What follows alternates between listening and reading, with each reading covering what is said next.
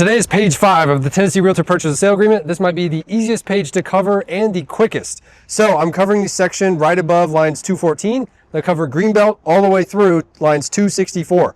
So jumping into Greenbelt, that is a tax advantage situation for larger properties, specifically usually 15 or more acres. So if the house you are buying is under 15 acres, don't even worry about it. Just leave the section blank, or you could check the box on line 219. If you think the property might qualify as Greenbelt or is currently in Greenbelt, you may consider checking the box on line 214. It's always best to check with the local municipality, the listing agent, or even the seller to verify the Greenbelt status of the property. Line 221, special assessments. So sometimes specific properties can have a special assessment. What is this? Well, typically the easiest way to explain this is with a townhome or condo community.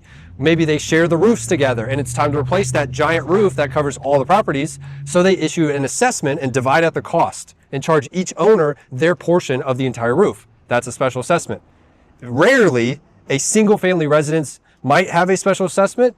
Usually they don't, but it's always good to check. If you are unsure as a buyer when writing your offer on line 223, just leave it blank, because by default it says special assessments approved or levied prior to the closing date shall be paid by the seller at or prior to closing.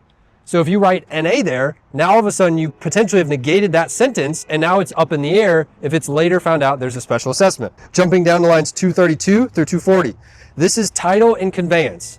This means the seller has to convey a free and good title to the next buyer. So that means any sort of zoning restrictions, setback requirements, subdivision or condominium declarations, leases, or other encumbrances.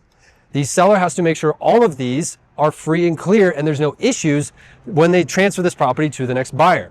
If you're a buyer, it's very good to do your due diligence in all of these areas. Maybe there's a fence around the property. Maybe you're curious about the boundary lines, so getting a survey. There's different ways to check to make sure everything is clear with the property you're buying. Because if it's not, then we roll into lines 243 and 244. This allows the buyer to either accept the property with these different defects, or it gives the seller a chance to remedy these items and clear it up.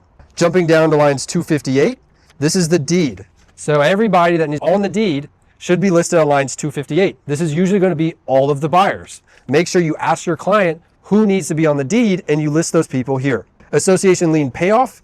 Again, in the event the property is subject to mandatory association assessments or other fees, which may impose a lien, seller shall cause to be delivered to buyer or buyer's closing agent not later than 7 days before closing a lien payoff or estoppel letter. Again, the seller must clear off everything in title. And actually that concludes everything on page 5, one of the easiest pages to cover when filling out the purchase and sale agreement.